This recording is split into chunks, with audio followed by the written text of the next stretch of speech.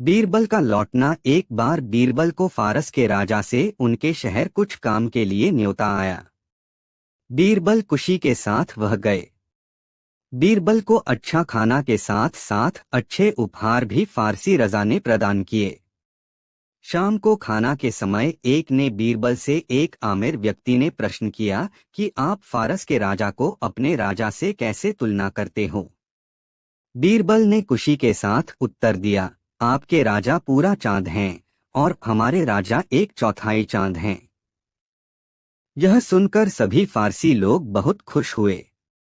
जब बीरबल कुछ दिनों बाद अपने राज्य लौटे तो महाराज अकबर बहुत ही क्रोधित हुए, बोले, तुम देशद्रोही हो, मेरे राज्य से निकल जाओ। यह सुनकर बीरबल घबरा गए और पूछने लगे, मुझसे ऐसी क्या गलती हुई महाराज। अकबर ने उस चांद वाली बात के बारे में बताया जिसके बारे में अकबर को अन्य लोगों से पता चला था। बीरबल ने हंसते हुए उत्तर दिया, नहीं महाराज, मैंने आपको छोटा नहीं कहा था। पूरा चांद हमेशा डूब जाता है जबकि एक चौथाई चांद धीरे धीरे बढ़ता है। मेरे कहने के मतलब है कि फारसियों की ताकत खत्म होने वाली है और आपकी ताकत दिन ब दिन बढ़ते चले जा रहा है। अकबर को यह जानकर अपनी गलती का एहसास हुआ और बीरबल को दंडित किए हुए चीजों को भूल जाने को कहा। बाल पर सवाल। और फिर इसके बाद अकबर ने बीरबल से हथेली के बाल के बारे में कभी भी कोई सवाल नहीं पूछा। अकबर और बीरबल के बीच एक विचित्र संबंध था। दोनों के बीच नोकझोंक और एक दूसरे पर कटाक्षों का उपयोग खूब हुआ करता था। वाक्चातुर्य अकबर में भी था किंतु बीरबल प्राय बाजी मार जाते थे। एक बार अकबर ने बीरबल से पूछा, बीरबल, तुम तो जानकारियों का खजाना हो, मुझे एक बात बताओगे। पूछिए जहांपना, अगर बुद्धि काम करेगी तो जरूर बताऊंगा, बीरबल ने कहा। असल में मैं आज तक नहीं समझ पाया कि मेरी हथेली पर बाल क्यों नहीं उगते जबकि शरीर के अधिकांश हिस्से में किसी न किसी रूप में बाल मौजूद हैं। बस मुझे अपनी हथेली देखकर हैरत होती है कि वहां बाल क्यों गैरहाजिर हैं, अकबर ने सवाल किया। बीरबल ने शीघ्रता से कहा, महाराज, इतनी सी बात, मैं तो समझा था कि कोई मुश्किल सवाल आपको परेशान किए दे रहा है। हाँ बीरबल, इसी बात से परेशान हूँ। तुम बताओ तो सही कि मेरी हथेली पर बाल क्यों नहीं हैं, अकबर ने व्यंग्य भाव से मुस्कराते हुए पूछा। जहांपना, आप दरियादिल बादशाह हैं। अपनी रियाया से आप बेइंतहा मोहब्बत करते हैं और उन्हें किसी तरह की परेशानी में देखना आपको मंजूर नहीं। इसलिए जब कभी आपके द्वार पर कोई मुसीबत का मारा आता है तब आप उसकी मदद करते हैं। जरूरतमंदों को दान देते रहने के कारण आपकी हथेली घिस गई है, इसलिए उस पर बाल उग नहीं पाते, बीरबल ने कहा। अकबर खुश हुए और अपनी सामान्य दिनचर्या में लग गए। बीरबल भी अपने काम में मग्न हो गए। कुछ दिन बीतने के बाद अकबर ने बीरबल से एक दिन अचानक ही पूछ लिया, अरे बीरबल, तुम्हारी हथेली पर भी तो बाल नहीं हैं। इसका मतलब है कि तुम भी दानी हो। बीरबल को इस बात का अंदेशा था कि कभी भी अकबर उनसे यह सवाल पूछ सकते हैं, इसलिए वे पहले से ही तैयार थे। उन्होंने छूटते ही कहा, महाराज, मेरी हथेली पर बाल नहीं होने का कारण दान देना नहीं, दान लेना है। आप मुझे दरबार में छोटी छोटी उलझनें सुलझाने का अवसर देते हैं और मेरे समाधान पर प्रसन्न होकर मुझे इनाम देते रहते हैं। आपसे इनाम लेते लेते मेरी हथेलियां भी घिस गई हैं और उन पर बाल उग ही नहीं पाते। अकबर बीरबल की इस हाजिर जवाबी से बहुत खुश हुए। इसके कुछ दिन बाद अपने दरबार में अकबर ने बीरबल से पूछ लिया, बीरबल, तुमने मेरी हथेली और अपनी हथेली पर बाल नहीं होने का कारण तो बता दिया। आज तुम यह देखो कि मेरे दरबार में जितने भी दरबारी हैं उनमें से किसी की हथेली पर बाल नहीं हैं। ऐसा क्यों है? बीरबल ने इस प्रश्न का उत्तर भी पहले से सोच रखा था। मुस्कुराते हुए कहा, जहांपना, सच्ची बात यह है कि दरबार में जब भी आप मुझे इनाम देते हैं तब तमाम दरबारी हाथ मलने लगते हैं, क्योंकि उन्हें भी इनाम पाने की हसरत है। लेकिन हताशा में हाथ मलने के सिवा वे और कर भी क्या सकते हैं? इसीलिए उनकी हथेली पर बाल नहीं उग पाते। इसके बाद अकबर ने बीरबल से हथेली के बाल के बारे में कभी भी कोई सवाल नहीं पूछा। सबसे बड़ा निर्माण क्या है? अकबर बीरबल की कहानी। सबसे चमकीली चीज बादशाह अकबर अपने दरबारियों से हमेशा तरह तरह के प्रश्न पूछते थे। दरबारी ने भी उन आदर्शों का उत्तर देने का प्रयास किया था, ताकि वे अकबर के सम्मान में अपनी प्रतिष्ठा का लोहा मनवा सकें और साथ ही बीरबल को नीचा दिखा सकें। लेकिन हर बार बीरबल ने अपने श्रेष्ठ उत्तर से अकबर का दिल जीत लिया था। समय समय पर बादशाह अकबर अपने मस्जिद और दरबारियों से प्रश्न पूछते थे। एक दिन उन्होंने पूछा, सबसे अधिक निजीकरण क्या होता है? इस प्रश्न का उत्तर किसी ने कप दिया तो किसी ने दूध। दोनों में कपास को दरबारियों के अधिक मत मिले। बीरबल शांत थे। उन्हें शांत देख अकबर बोले, बीरबल गरीब क्या उत्तर हैं? कप या दूध? बीरबल बोला, जहांपना, मेरा उत्तर न कप है न दूध। मेरे मत पर सबसे ज्यादा ऑफर प्रकाश होता है। बीरबल का उत्तर सुनकर अकबर बोले, बीरबल पृष्ठ अपना उत्तर सिद्ध करके दिखाएंगे। बीरबल ने हामी भर दी। अगले दिन डॉक को अकबर अपने कमरे में आराम से कर रहे थे। उसी समय बीरबल ने अपने कमरे के दरवाजे पर एक कटोरा दूध और कुछ सिक्के रख दिए। राजमहल के सभी दरवाजे बंद होने के कारण उस स्थान पर प्रकाश नहीं आ रहा था। आराम करने के बाद जब अकबर उठे और कमरे से बाहर जाने के लिए दरवाजे से आंगन लगे, तो उनकी पैर कटोरी पर रखी गई और उसमें सारा दूध गिर पेड़ लगा दिया गया। बाहर बैठे बीरबल ने महल के दूसरे दरवाजे को बंद कर दिया, ताकि अंदर की रोशनी दिखाई दे। प्रकाश हुआ तो बादशाह ने दूध का कटोरा, जमीन पर गिरा दूध और सिक्का ठीक दरवाजे के सामने देखा।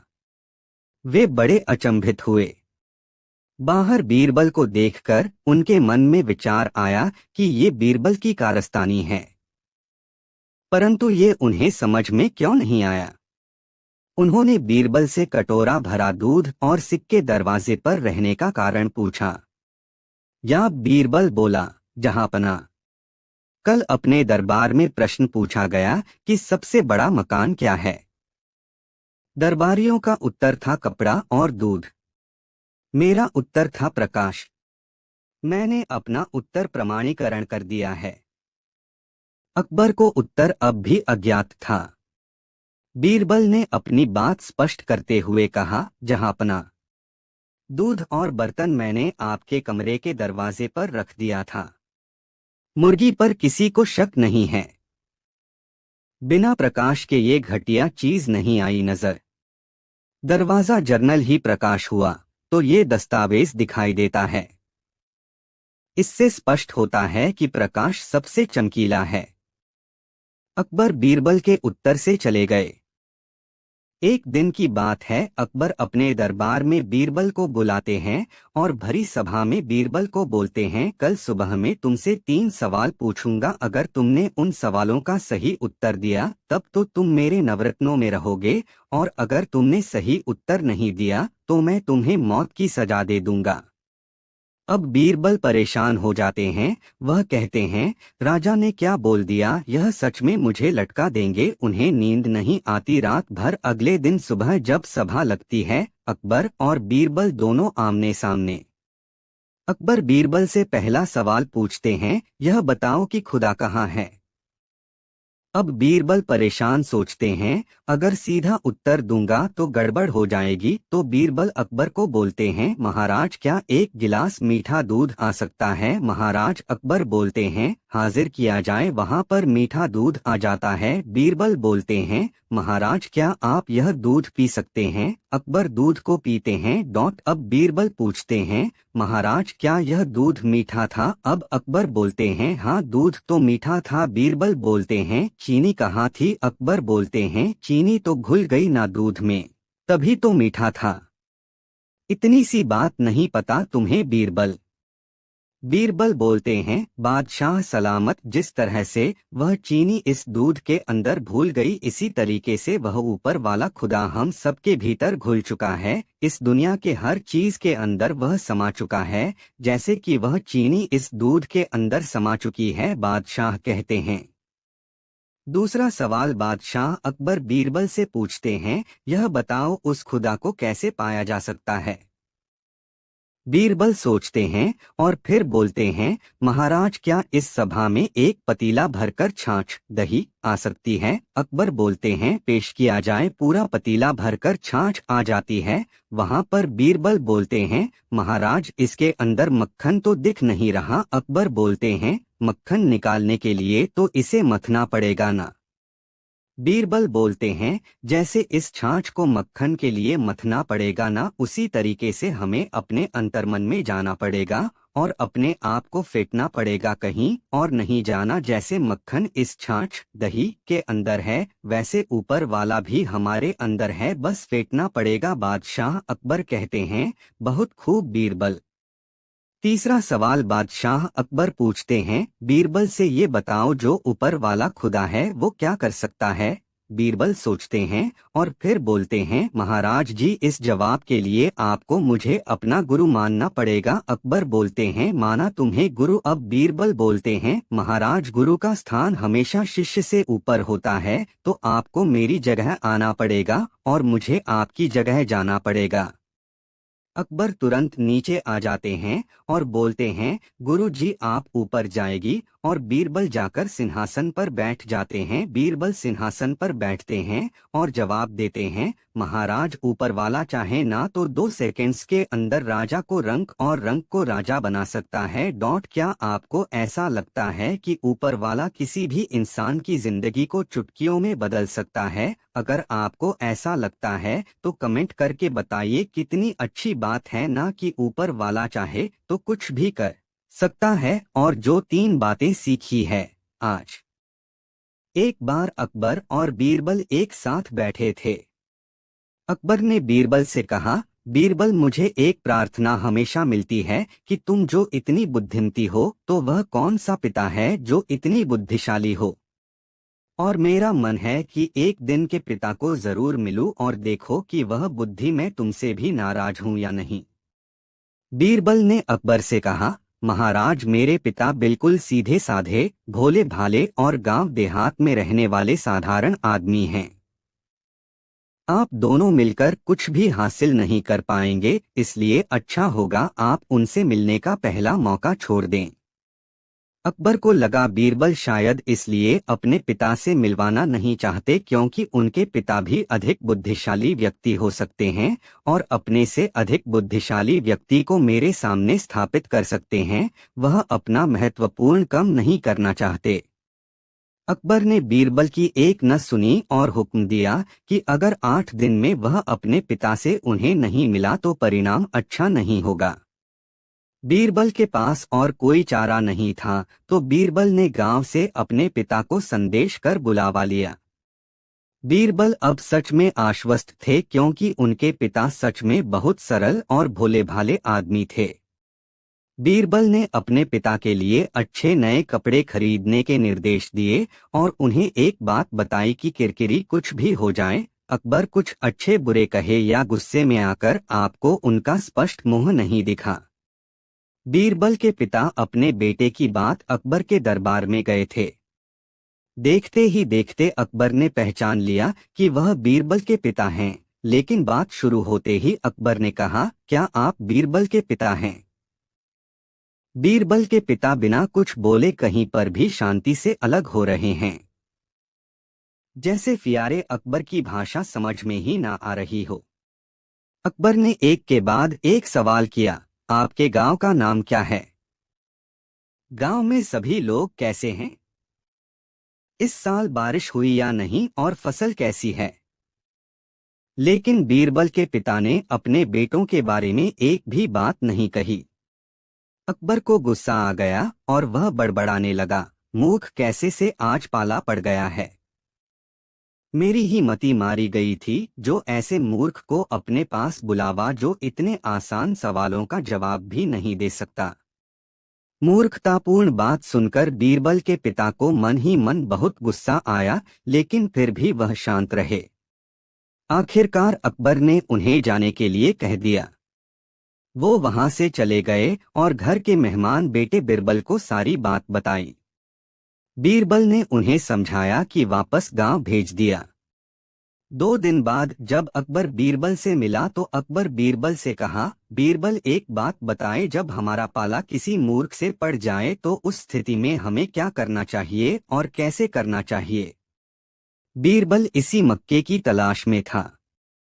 बीरबल ने तुरंत अकबर को जवाब दिया, महाराज, जब भी हमारा पाला किसी मूर्खता से पड़ जाए तो उस स्थिति में सबसे अच्छा जो हम कर सकते हैं वह चुप है। ठीक उसी तरह जिस तरह से मेरे सामने आपके सामने छुपे हुए थे। यह सुनने में अकबर के मुंह पर इसलिए लगा क्योंकि बीरबल ने सिर्फ अपने पिता का बदला नहीं लिया था, बल्कि इससे यह भी साबित हो गया कि अगर कोई मूर्ख है तो वह अकबर है, ना कि उसका व्यक्तित्व। आधी धूप आधी छाव, अकबर बीरबल की कहानी। एक समय बात है, बादशाह अकबर को बीरबल की कोई बात बहुत गलत लगती है। तो बादशाह अकबर ने बीरबल को गुस्से में आकर राज्य से जाने का आदेश दे दिया। बादशाह अकबर के आदेश का पालन करते हुए बीरबल राज दरबार से निकल जाता है। बीरबल बादशाह अकबर के राज्य को छोड़कर दूसरे राज्य में चला जाता है। दूसरे राज्य में बीरबल अपनी पहचान बदल लेता है और एक ब्राह्मण के रूप में रहने लगता है। कुछ दिनों के बाद बादशाह अकबर का गुस्सा शांत होता है। बादशाह अकबर को बीरबल की याद आने लगती है। बादशाह अकबर के दरबार में बीरबल मुख्य सलाहकार था। बीरबल दरबार और राज्य के सभी समस्याओं का हल बड़ा ही चतुराई से निकालता था। बीरबल का समस्या को देखने और हल करने का तरीका सबसे अलग होता था। इसलिए बादशाह अकबर को बीरबल दरबार के सभी दरबारियों में से अधिक प्रिय भी था। कुछ दिन और बीतने के बाद बादशाह अकबर को बीरबल की अधिक याद आने लगी। बादशाह अकबर को दरबार और राजकीय काम में बीरबल के सलाह की जरूरत महसूस होती। बादशाह अकबर कुछ सिपाहियों को बीरबल की खोज करने के लिए भेजते हैं, लेकिन सिपाहियों को बीरबल नहीं मिलता है। बादशाह अकबर को अपने दरबार में बीरबल की हाजिरी चाहिए थी, लेकिन कोई भी बीरबल को खोज नहीं सका। बादशाह अकबर ने कई महीनों तक बीरबल की खोज कई राज्यों में करवाई, लेकिन कोई लाभ नहीं होता है। अंत में बादशाह अकबर ने एक योजना बनाई। बादशाह अकबर अच्छे से जानते थे कि बीरबल अपनी पहचान भले छुपा ले, लेकिन अपनी चतुराई से सभी को उनकी समस्याओं के समाधान के लिए हमेशा तैयार रहता था। इस बार बादशाह अकबर ने अपने राज्य और आसपास के राज्यों में एक घोषणा करवाया, जो एक पहेली जैसा सवाल था कि जो भी व्यक्ति मेरे पास आधी धूप आधी छाव में रहते हुए आएगा, उसे 1000 सोने के सिक्के इनाम दिया जाएगा। अब हर कोई बादशाह अकबर के पास आधी धूप आधी छाव में रहकर जाने का उपाय सोचने लगा। बादशाह अकबर द्वारा की गई घोषणा की खबर चारों तरफ फैल गई थी। घोषणा की खबर फैलते फैलते बीरबल तक भी पहुंच ही गई। बीरबल ने बादशाह अकबर के सवाल जवाब भी समझ चुके थे।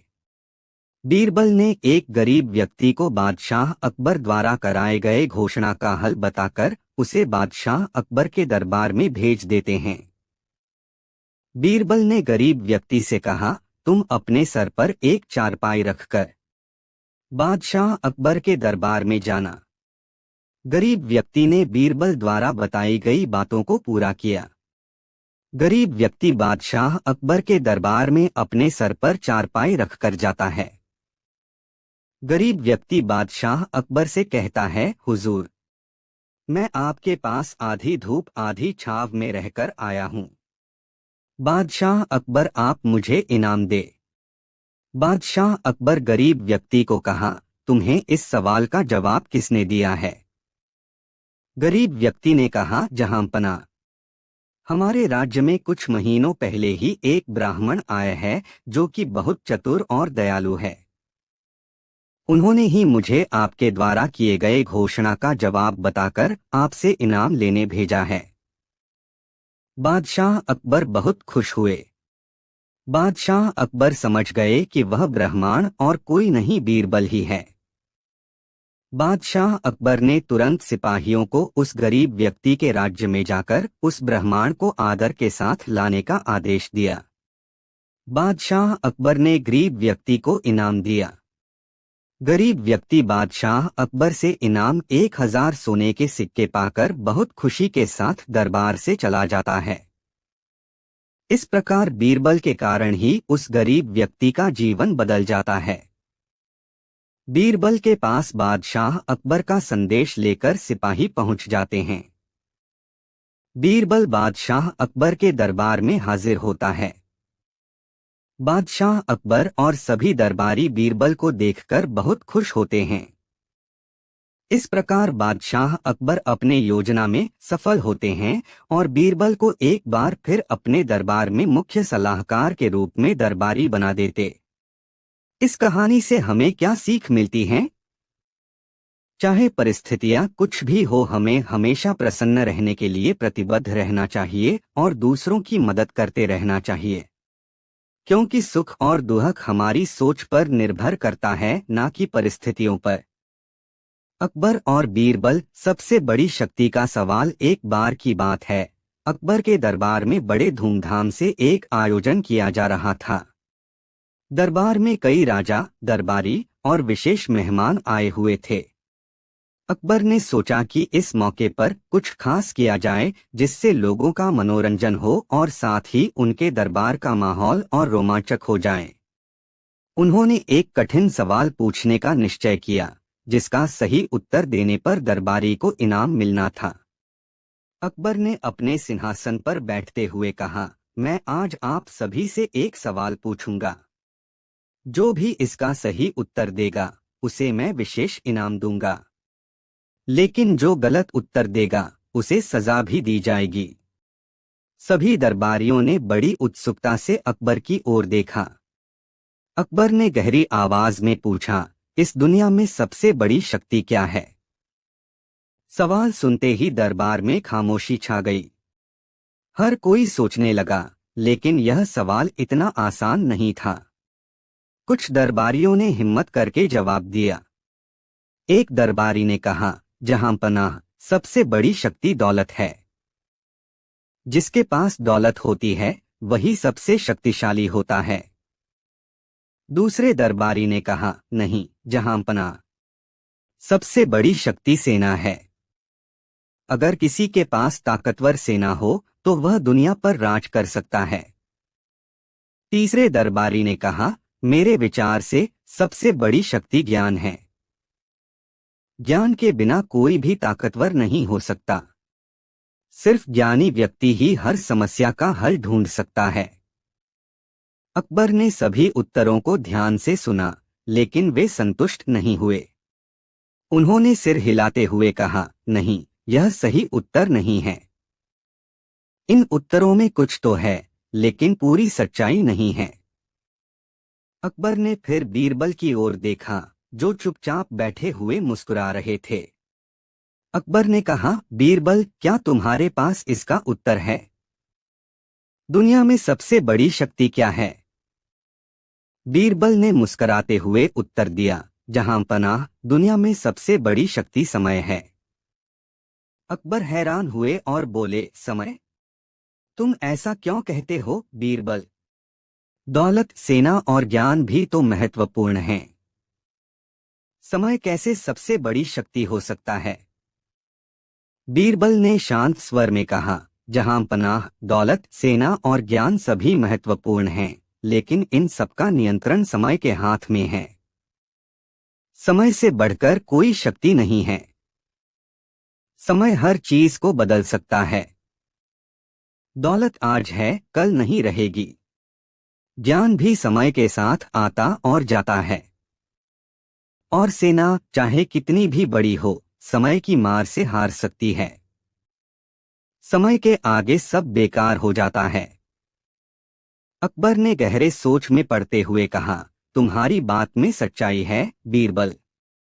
समय वाकई सबसे बड़ी शक्ति है। इसके बिना कुछ भी मुमकिन नहीं हो सकता। इतने में एक अन्य दरबारी खड़ा हुआ और बोला, जहां पनाह, बीरबल के उत्तर में दम तो है, लेकिन मैं अभी भी मानता हूं कि सेना सबसे बड़ी शक्ति है। अगर हमारी सेना मजबूत हो तो हम किसी भी चुनौती को पार कर सकते हैं। समय का कुछ भी नहीं बिगाड़ सकता। अकबर ने उस दरबारी की बात सुनी और बीरबल की ओर देखा। बीरबल मुस्कुराए और बोले, जहां पनाह, यदि आप अनुमति दें तो मैं एक छोटी सी कहानी सुनाना चाहूंगा जिससे इस बात का और स्पष्ट उत्तर मिलेगा। अकबर ने सहमति में सिर हिलाया और बीरबल ने कहानी सुनानी शुरू की। कई साल पहले एक बहुत शक्तिशाली राजा था। वह अपनी विशाल सेना के दम पर सभी पड़ोसी राज्यों को जीत चुका था और खुद को दुनिया का सबसे ताकतवर राजा मानता था। एक दिन उसने एक और राज्य पर हमला करने की योजना बनाई। उसकी सेना इतनी बड़ी थी कि उसके सामने किसी भी राज्य की सेना टिक नहीं सकती थी। उसने अपने सबसे अच्छे सैनिकों को तैयार किया और युद्ध का ऐलान कर दिया। लेकिन उसी समय मौसम अचानक बदल गया। एक भयानक तूफान आ गया जिसकी किसी ने कल्पना भी नहीं की थी। बारिश और तूफान के कारण राजा की सेना आगे नहीं बढ़ पाई। उनकी रसद खत्म होने लगी और सैनिक थक गए। राजा की पूरी योजना ध्वस्त हो गई और उसे वापस लौटना पड़ा। इस प्रकार वह युद्ध जिसे वह आसानी से जीत सकता था, समय की मार के कारण हार में बदल गया। राजा के पास सबसे बड़ी सेना थी, लेकिन समय की ताकत के आगे वह कुछ भी नहीं कर सका। बीरबल ने आगे कहा, जहां पनाह, चाहे आपकी सेना कितनी भी बड़ी हो, अगर समय आपके साथ नहीं है तो आप कुछ भी नहीं कर सकते। समय से बढ़कर कोई ताकतवर नहीं हो सकता। समय सबसे बड़ी शक्ति है क्योंकि यह सब कुछ बदल सकता है। अकबर ने गंभीरता से बीरबल की बात सुनी और कहा, बीरबल, तुमने एक बार फिर सही कहा। समय ही सबसे बड़ी शक्ति है क्योंकि इसे कोई रोक नहीं सकता। यह सब कुछ नियंत्रित करता है। अकबर ने बीरबल को सोने के सिक्कों से भरा थैला इनाम के रूप में भेंट किया और कहा, तुम्हारी बुद्धिमानी का कोई मुकाबला नहीं। हमेशा की तरह तुमने सही उत्तर दिया। दरबार में बैठे सभी लोग बीरबल की चतुराई और बुद्धिमानी की सराहना करने लगे। बीरबल ने विनम्रता से सभी का धन्यवाद किया और दरबार फिर से उल्लास में डूब गया। इस प्रकार बीरबल ने एक बार फिर सिद्ध कर दिया कि सबसे कठिन सवाल का उत्तर भी बुद्धिमानी और सही दृष्टिकोण से दिया जा सकता है। इस कहानी से यह सिद्ध होता है कि चाहे दुनिया में कितनी भी ताकतवर चीजें क्यों न हो, समय के आगे हर शक्ति कमजोर पड़ जाती है। अकबर बीरबल का जल्दबाजी में लिया गया निर्णय एक दिन की बात है। बादशाह अकबर पर सवार होकर आम के एक कलाकार से गुजर रहे थे। उनके साथ बीरबल, कुछ मंत्री और सैनिक थे। अचानक हुआ एक तीर सनसनाता उनके करीबियों से पता चला और वे बाल बाल बच गए। अकबर के हमले में सिपाहियों को हरकत में आते और उस दिशा में भागते देखा जहां से हथियार मिला था। तीर एक जुरमुट के पीछे से आया था। वहां जंगल में एक लड़का खड़ा हुआ। वे उसे राकेश अकबर के सामने ले आए। अकबर स्वयं पर हुए हमलों से चिल्लाए हुए थे। उन्होंने लड़के से पूछा तो लड़का बोला, जहां पनाह, माफ हो जाएगा, मेरा इरादा आपको पसंद नहीं था। मैंने तो बस उस पेड़ से आम तोड़ने के लिए तीर की व्यवस्था की थी, लेकिन मेरा परीक्षण विफल रहा। लड़के ने एक पेड़ की ओर रुख किया। लड़के ने ऐसा नहीं किया, लेकिन अकबर बहुत क्रोधित थे। उनके चातुकार वैज्ञानिक ने उन्हें भड़काना शुरू कर दिया। जो भी कारण बन रहा था, इससे बादशाह सलामत की मृत्यु हो सकती थी। दस्तावेज होना चाहिए। जैसे ही आपने तीरकमान से मारने का प्रयास किया, इसे भी वैसे ही मारना चाहिए। अकबर ने मनोवैज्ञानिक की सलाह आदमी लड़के को मौत की सजा सुनाई दी। लड़का गिड़गिड़ाने लगा, लेकिन अकबर ने उसे एक ना दिया। सैनिक उसे खींचकर एक आम के पेड़ के पास ले गए और उसे पेड़ के तने से बांध दिया। वे लड़के पर तीर से यांत्रिक साधन लगे दौड़। बीरबल यह सब देख रहे थे। उन्हें अकबर का यह निर्णय नहीं लगा। उसने अकबर से कहा, जहांपना, आपको सच में क्या लगता है कि इस लड़के के साथ दुकान हो रही है? यदि आप इसके बारे में सोचना चाहते हैं, तो इसके साथ क्या करें जिसने अभिनय किया था? आप सैनिकों को ऑर्डर दें कि लड़के पर आम पर प्लास्टिक साधे नहीं। अगर तीर फेल कर लड़के को लग गया तो मकतब होगा। बीरबल की बात सुनकर आश्चर्यचकित होकर अकबर ने जल्दबाजी में फैसला ले लिया। उन्होंने लड़के को माफ कर दिया। पशुपालक और उसकी जागृति। अपनी पत्नी की शिकायतों से तंग आकर बीरबल कुछ ताजी हवा के लिए बाहर निकलता है। जब वह अपने गांव की छोटी छोटी सड़कों से गुजरता है, तो वह दोस्तों के एक समूह को गाते हुए, मौजमस्ती करते हुए और कहानियां साझा करते हुए देखता है। एक माँ अपने बच्चे को खाना खिला रही है, एक पुलिसकर्मी एक बुजुर्ग व्यक्ति की मदद कर रहा है, और सभी तरह की अच्छी चीजें। वह मन ही मन सोचता है, कितना सुंदर दिन है।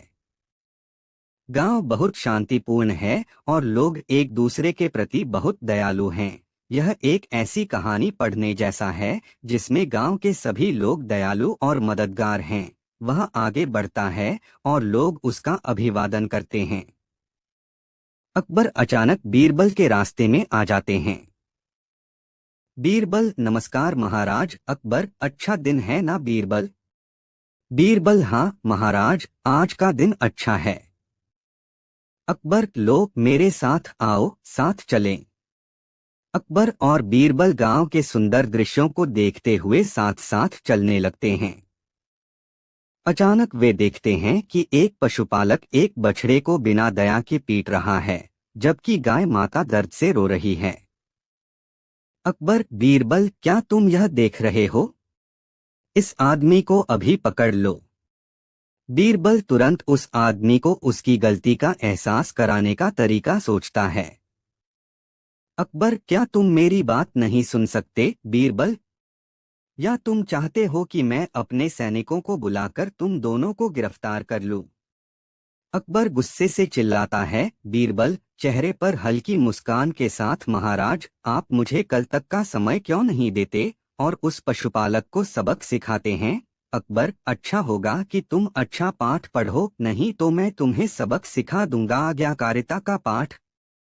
अकबर और बीरबल अपने घर चले जाते हैं। अगली सुबह बीरबल उस स्कूल में जाता है जहां चरवाहे का बेटा चिंटू पढ़ता है। वह अपने शिक्षक से मिलता है और उसे ऐसा व्यवहार करने के लिए कहता है जैसे कि वह चिंटू को होमवर्क न करने के लिए पीट रहा हो। इसके बाद बीरबल पशुपालक के घर जाता है और उसे बताता है कि एक शिक्षक चिंटू को बेरहमी से पीट रहा है। पशुपालक दौड़कर स्कूल पहुंचा और उसने चिंटू को जोर जोर से रोते हुए सुना। अपने बेटे की चीखें सुनकर पशुपालक भी रोने लगा। वह भागते हुए कमरे में जाता है और पाता है कि चिंटू को पीटा नहीं जा रहा है, बल्कि यह सब नाटक है। जब वह पीछे मुड़ता है तो देखता है कि चिंटू की पिटाई हो रही है। अकबर और बीरबल उसके पीछे बैठे हैं। बीरबल, जब तुमने सुना कि कोई तुम्हारे बच्चे को पीट रहा है तो तुम उसे बचाने के लिए दौड़े और खुद भी रोने लगे। सोचो गाय को कैसा लगा होगा जब तुम उसके सामने उसके बछड़े को पीट रहे थे। पशुपालक को अपनी गलती का एहसास हुआ और उसने अपने व्यवहार के लिए माफी मांगी। इस कहानी की शिक्षा यह है कि किसी अन्य जीव को नुकसान पहुंचाने से पहले स्वयं को उनकी जगह रखकर देखें और देखें कि आप इसके बारे में कैसा महसूस करते हैं। दुष्ट नाई की दुर्दशा। एक दिन वे राजा के नाई के पास एक योजना लेकर पहुंचे। चूंकि नाई राजा के बेहद करीब था, इसलिए उन्होंने उससे बीरबल से हमेशा के लिए छुटकारा पाने में मदद मांगी। और हाँ, उन्होंने बदले में उसे एक बड़ी रकम देने का वादा भी किया। दुष्ट नाई ने तुरंत हामी भर दी। अगली बार जब राजा ने उसकी सेवाओं की मांग की, तो नाई ने सम्राट के पिता के बारे में बातचीत शुरू कर दी, जिनकी वह भी सेवा करता था। उसने उनके सुंदर रेशमी चिकने बालों की तारीफ की। और फिर बाद में उसने राजा से पूछा कि जब वह इतनी समृद्धि का आनंद ले रहा है, तो क्या उसने अपने पूर्वजों के कल्याण के लिए कुछ करने का प्रयास किया है। राजा इस तरह की बेहूदगी पर क्रोधित हो गया और नाई से कहा कि कुछ भी करना संभव नहीं है, क्योंकि वे पहले ही मर चुके हैं। नाई ने बताया कि वह एक जादूगर को जानता है जो मदद कर सकता है। जादूगर किसी व्यक्ति को उसके पिता के कल्याण के बारे में पूछताछ करने के लिए स्वर्ग तक भेज सकता है, लेकिन निश्चित रूप से इस व्यक्ति को सावधानी से चुनना होगा। उसे जादूगर के निर्देशों का पालन करने के साथ साथ मौके पर निर्णय लेने के लिए पर्याप्त बुद्धिमान होना चाहिए। उसे बुद्धिमान, समझदार और जिम्मेदार होना चाहिए। फिर नाई ने इस काम के लिए सबसे अच्छे व्यक्ति का सुझाव दिया, सभी मंत्रियों में सबसे बुद्धिमान बीरबल। राजा अपने मृत पिता की बात सुनकर बहुत उत्साहित हुए और उन्होंने नाई से कहा कि वह तुरंत जाकर सारी व्यवस्था कर दे। उन्होंने उससे पूछा कि क्या करना होगा। नाई ने बताया कि वे बीरबल को जुलूस के रूप में कब्रिस्तान ले जाएंगे और चिता जलाएंगे। फिर जादूगर कुछ मंत्र बोलेगा और बीरबल धुएं के माध्यम से स्वर्ग की ओर चढ़ जाएगा। मंत्रोच्चार से बीरबल को आग से बचाने में मदद मिलेगी। राजा ने खुशी खुशी बीरबल को इस योजना के बारे में बताया। बीरबल ने कहा कि उन्हें यह एक शानदार विचार लगा और वे जानना चाहते हैं कि इसके पीछे किसका दिमाग है। जब उन्हें पता चला कि यह नाई का विचार है, तो वे इस शर्त पर स्वर्ग जाने के लिए तैयार हो गए कि उन्हें लंबी यात्रा के लिए एक बड़ी रकम दी जाए और साथ ही अपने परिवार को व्यवस्थित करने के लिए 1 महीने का समय दिया जाए, ताकि उनके जाने के दौरान उन्हें कोई परेशानी न हो। राजा ने दोनों शर्तें मान लीं। इस महीने के दौरान उन्होंने कुछ भरोसेमंद लोगों को श्मशान भूमि से अपने घर तक सुरंग बनाने के लिए कहा और स्वर्गारोहण के दिन चिता जलने के बाद बीरबल सुरंग के छिपे हुए दरवाजे से भाग निकले। वह अपने घर में गायब हो गए, जहां वे कुछ महीनों तक छिपे रहे, जबकि उनके बाल और दाढ़ी लंबे और बेतरतीब हो गए। इस बीच उसके दुश्मन खुश हो रहे थे, क्योंकि उन्हें लगा कि उन्होंने बीरबल को आखिरी बार देखा है। फिर कई महीनों के बाद एक दिन बीरबल राजा के पिता की खबर लेकर महल में पहुंचे। राजा उन्हें देखकर बेहद खुश हुए और सवालों की झड़ी लगाने के लिए तैयार हो गए। बीरबल ने राजा को बताया कि उनके पिता बहुत खुश हैं और उन्हें एक को छोड़कर सभी सुख सुविधाएं दी गई हैं। राजा जानना चाहता था कि आखिर क्या कमी थी, क्योंकि अब उसे लगा कि उसे चीजों और लोगों को स्वर्ग भेजने का तरीका मिल गया है। बीरबल ने जवाब दिया कि स्वर्ग में कोई नाई नहीं है, यही वजह है कि उसे भी अपनी दाढ़ी बढ़ाने के लिए मजबूर होना पड़ा। उसने कहा कि उसके पिता ने एक अच्छे नाई की मांग की थी, इसलिए राजा ने अपने पिता की सेवा के लिए स्वर्ग में अपने नाई को भेजने का फैसला किया। उसने नाई और जादूगर दोनों को बुलाया और उसे स्वर्ग भेजने की तैयारी करने को कहा। नाई अपने बचाव में कुछ भी नहीं कह सका, क्योंकि वह अपने ही जाल में फंस गया था। और जैसे ही चिता जलाई गई, उसकी मौके पर ही मौत हो गई। किसी ने भी फिर बीरबल के खिलाफ षड्यंत्र रचने का साहस नहीं किया। एक बार अकबर और बीरबल के बीच रोचक चर्चा हो रही थी। अकबर ने बीरबल से कहा, बीरबल, मुझे यह बताओ कि इस दुनिया में सबसे अनमोल चीज क्या है। बीरबल ने कुछ पल सोचा और फिर बोला, जहां पनाह, इस दुनिया में सबसे अनमोल चीज समझदारी है। अकबर थोड़ा चौंक गए। उन्होंने कहा, समझदारी? लेकिन लोग तो दौलत, सोना या हीरे मोती को अनमोल मानते हैं। तुम ऐसा क्यों कह रहे हो? बीरबल मुस्कुराते हुए बोला, जहां पनाह, अगर किसी के पास दौलत हो लेकिन समझदारी न हो तो वह दौलत भी उसके लिए कोई लाभकारी नहीं होगी। और अगर किसी के पास समझदारी हो तो वह बिना दौलत के भी अपना जीवन सफल बना सकता है। समझदारी के बिना किसी भी चीज का महत्व नहीं रहता। अकबर बीरबल की इस बात से सहमत हो गए और उन्होंने महसूस किया कि वास्तव में समझदारी ही सबसे अनमोल चीज है। यह छोटी सी कहानी यह सिखाती है कि धन दौलत से ज्यादा महत्व बुद्धिमानी और समझदारी का होता है। अकबर के 5 प्रश्न। बादशाह अकबर दरबार में पधारे। दरबारी भी मौजूद थे।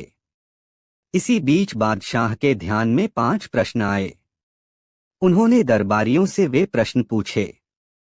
बीरबल उस समय दरबार में मौजूद न था। वे 5 प्रश्न इस प्रकार थे। फूल किसका अच्छा? दूध किसका अच्छा? मिठास किसकी अच्छी? पत्ता किसका अच्छा? राजा कौन सा अच्छा? बादशाह के इन सवालों को सुनकर दरबारियों में मतभेद उत्पन्न हो गया। किसी ने गुलाब को अच्छा बताया तो किसी ने कमल को डोट, इसी तरह दूध के लिए भी किसी ने गाय तो किसी ने भैंस और बकरी आदि के दूधों को अच्छा बतलाया।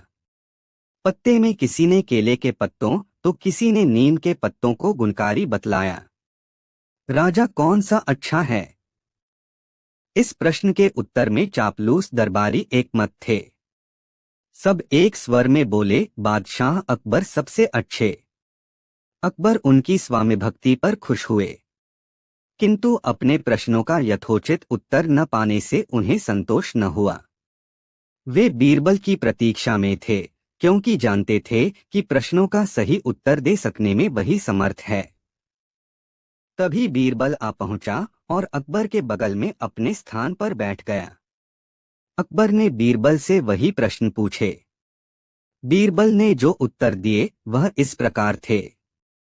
फूल कपास का अच्छा होता है, जिससे सारी दुनिया का पर्दा रहता है, क्योंकि उसी के फूल से कपड़े बनते हैं। दूध माँ का अच्छा होता है, उससे शरीर का विकास होता है। मिठास वाणी जीभ की अच्छी होती है। पत्ता पान का अच्छा है, जिसे देने के शत्रु भी मित्र जैसा व्यवहार करता है।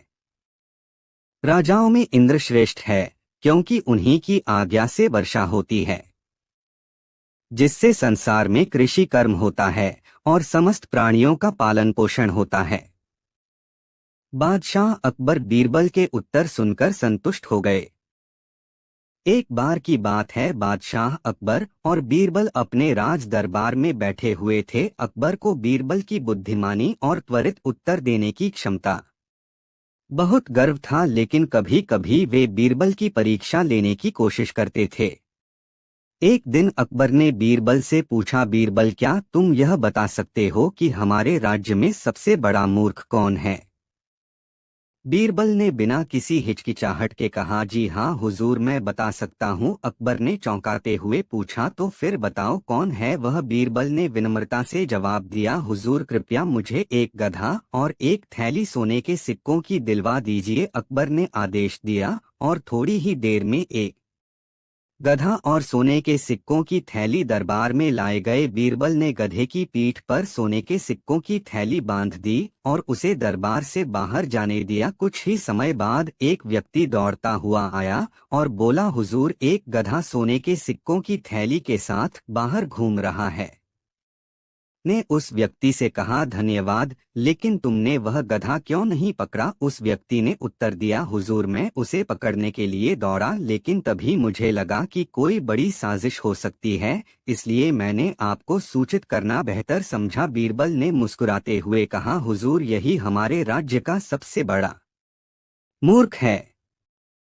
एक गधे को सोने की थैली के साथ देखकर भी उसे पकड़ने की बजाय वह यहाँ आपकी अनुमति लेने आया। अकबर जोर से हंस पड़े और उन्होंने बीरबल की बुद्धिमत्ता की प्रशंसा की। बीरबल ने एक बार फिर सिद्ध कर दिया कि उनकी चतुराई का कोई मुकाबला नहीं।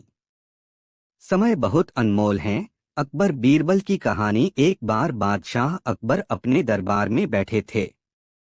तभी बादशाह अकबर के मन में आया कि बीरबल की परीक्षा ली जाए। बादशाह अकबर ने बीरबल से कहा, आप जाकर 4 ऐसे व्यक्ति को ढूंढो जो इस राज्य का सबसे बड़े मूर्ख हो। इसके बाद बीरबल बादशाह अकबर के दरबार से चले जाते हैं और 1 महीने के बाद बीरबल बादशाह अकबर के दरबार में 2 लोगों के साथ दरबार में वापस आते हैं। बादशाह अकबर ने बीरबल को गुस्से से देखते हैं।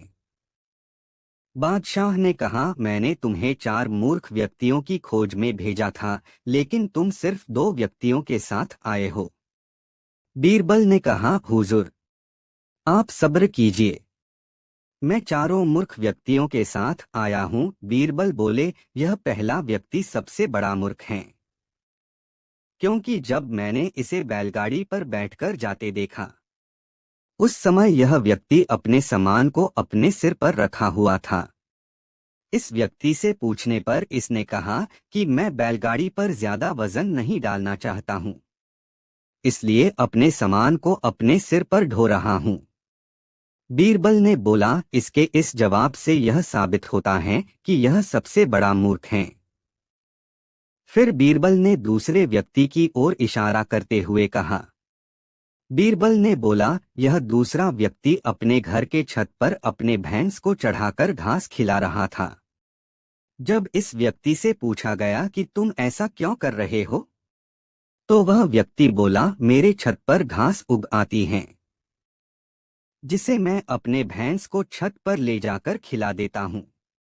बीरबल ने कहा, यह व्यक्ति अपने छत पर उगे घास को काटकर नीचे लाकर भैंस को खिला सकता था, लेकिन यह अपने भैंस को ही छत पर ले जाते हैं। इससे बड़ा मूर्ख कौन हो सकता है? बीरबल ने बोला, हुजूर, अपने राज्य में बहुत सारे महत्वपूर्ण कार्य हैं और मुझे भी बहुत सारे महत्वपूर्ण कार्य करने हैं, लेकिन फिर भी मैं मूर्खों की खोज में 1 माह बर्बाद कर दिया, तो मुझसे बड़ा मूर्ख कौन होगा? इस बात को सुनकर बादशाह अकबर ने कहा, तीसरा मूर्ख व्यक्ति तुम हो, तो चौथा मूर्ख व्यक्ति कौन है? बीरबल ने मुस्कुराकर कहा, जहांपनाह, पूरे राज्य की जिम्मेवारी आपके ऊपर है और राज्य का कार्यभार दिमाग वाले व्यक्ति को दिया जाता है, लेकिन फिर भी आप मूर्ख व्यक्ति की खोज करने के लिए मुझे भेजा, तो चौथा मूर्ख व्यक्ति आप हुए। इस कहानी से हमें क्या सीख मिलती है? इस कहानी से यह सीख मिलती है कि हमें अपने समय को बेवजह फालतू कामों में बर्बाद नहीं करनी चाहिए। समय बहुत अनमोल है। शिकार और दहेज। अकबर बीरबल। बादशाह अकबर को शिकार का बहुत शौक था। जब भी मन करता वह शिकार पर निकल जाते और कई जानवरों का शिकार कर अपना शौक पूरा किया करते थे। बीरबल को अकबर द्वारा निरीह प्राणियों की इस तरह हत्या करना उचित नहीं लगता था, लेकिन सेवक होने के नाते वह सीधे सीधे अकबर को कुछ कह नहीं पाता था। एक दिन अकबर जब शिकार पर निकले तो बीरबल को अपने साथ ले गए। बीरबल अवसर की तलाश में था कि किसी तरह अपनी बात बादशाह के सामने रख सके। अपने अपने घोड़ों पर बैठे जब वे जंगल पहुंचे तो वहां एक पेड़ पर उन्हें 2 उल्लू दिखाई पड़े जो जोर जोर से चिल्लाकर आपस में लड़ रहे थे। यह देखकर अकबर को हैरानी और जिज्ञासा दोनों हुई। उन्होंने बीरबल से पूछा, बीरबल, ये उल्लू क्या बात कर रहे हैं? क्यों ये इतनी जोर जोर से लड़ रहे हैं? बीरबल ने जवाब दिया, हुजूर, ये दोनों दहेज की रकम तय कर रहे हैं। पहला वाला दूल्हे का पिता है।